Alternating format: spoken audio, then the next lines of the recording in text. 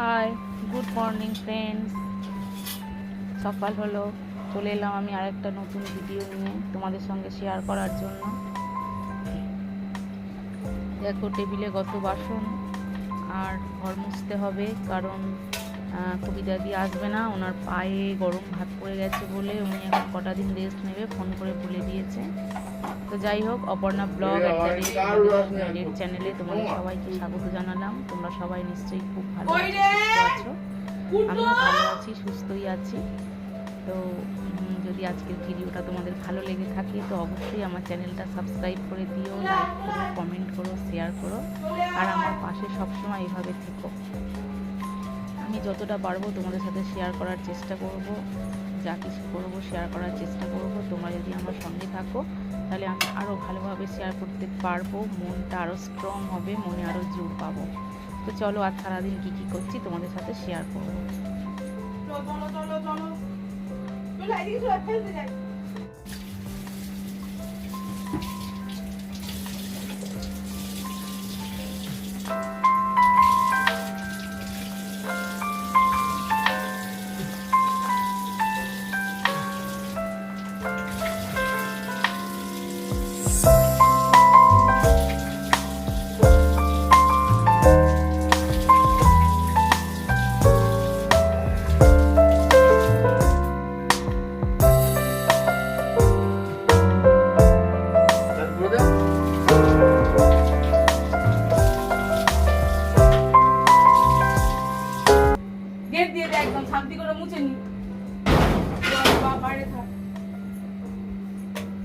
একদম no entry, যাও।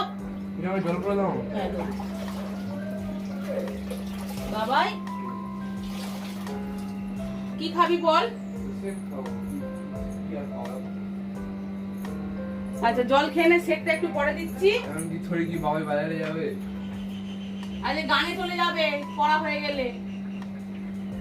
কেন শনিবার গেলে কি হয়েছে? না, শনিবার দিন অনেকে আসবে, বেলায় আরো ভিড় হবে।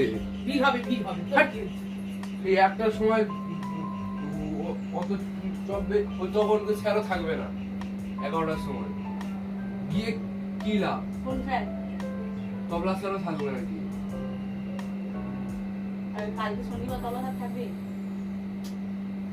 আমি তো বলছি এমনিতেও আমার লাভ নয়, অমনিতেও আমার লাভ নয়, তাহলে শুধু শুধু ওই গরমে 11টার সময় গিয়ে আমার লাভটা কি হবে? আজকে কখন যাবে? কালকে সকাল সকাল যাবো। কেন, কালকে তো স্যার পড়াতে আসবে। কালকে স্যার কটার সময় পড়াতে আসবে? এরকম সময় চলে যাবে, নয় 9টার সময় চলে যাবে। হ্যাঁ, তাহলে তারপর যাবে। হ্যাঁ, 7টায় ডেকেছি, 7:45 বাজে এখন। কিভাবে সময়গুলোকে নষ্ট করতে ভালোবাসে, কিভাবে মানুষের 10-15 মিনিট এদিক ওদিক হয় ঘুম থেকে উঠে ডাকার পরে, 1 ঘন্টা এরকম করে সময় কাটিয়ে যাইলো, তাহলে কত সময় আছে? জানি বাবা যে 5টার সময় ডেকেছি, ঠিক আছে তাহলে।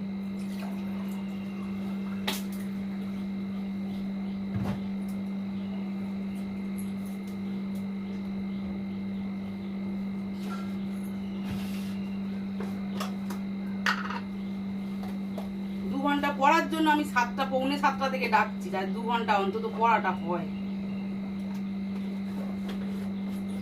হারমোনিয়াম নিয়ে বসা তো দূরের কথা, যাতে পড়াটা 2 ঘন্টা হয়।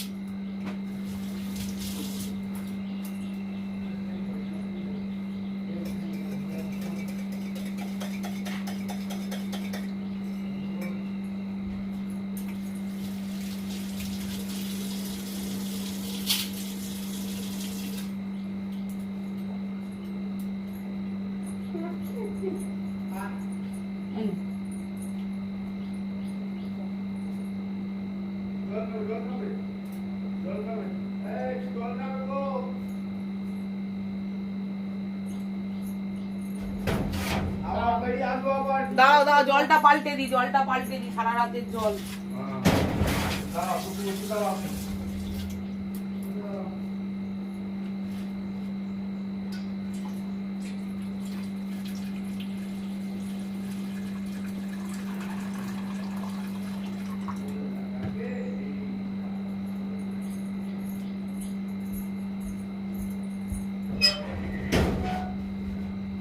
এই আয়, চলে আয়।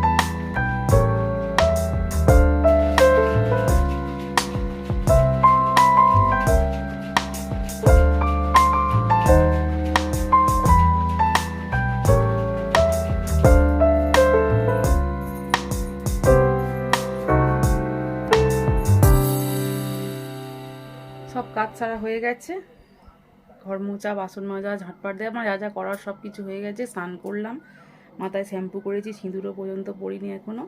ঠাকুর ঘরে এসেছি ঠাকুর পুজো করব বলে। যতক্ষণ না ঠাকুর পুজোটা না হয় মনে হয় যেন কোনো কাজই হয়নি। ঠাকুরটা পুজো করে নিলে অনেকটা কাজ আমার সারা হয়ে যাবে। তারপরে রান্না বান্না আছে, মা তো নেই, মাসির বাড়িতে আছে, যা করতে হবে নিজেকে করতে হবে, তাই একটু চটজলদি করার চেষ্টা করছি।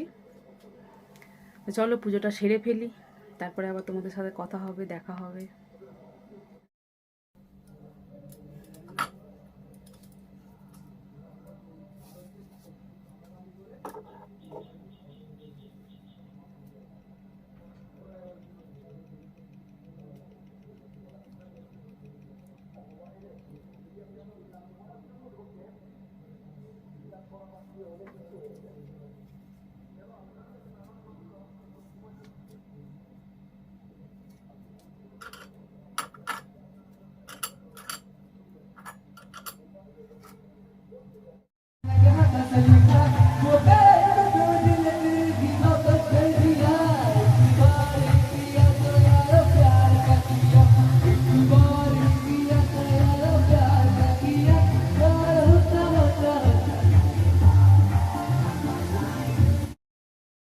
খাওয়া দাওয়া হয়ে গেছে, সব খাওয়া দাওয়া হয়ে যেতে আমি কাপড়টা কেচে নিলাম। মাংসের নোংরা কোথায় কী ঠেকাঠেকি কী হয়ে যেত ঠিক নেই, ওই জন্যে কাপড়টা ধুয়ে নিলাম। আর গ্যাস ট্যাস মুছে একদম পরিষ্কার করে নিয়েছি, কারণ রান্নার পরে যদি আমি এইভাবে গ্যাস না মুছি তাহলে আমার মনটা ভালো থাকে না, আর যেন অপরিষ্কার অপরিষ্কার লাগে। সব পরিষ্কার করে নিয়েছি।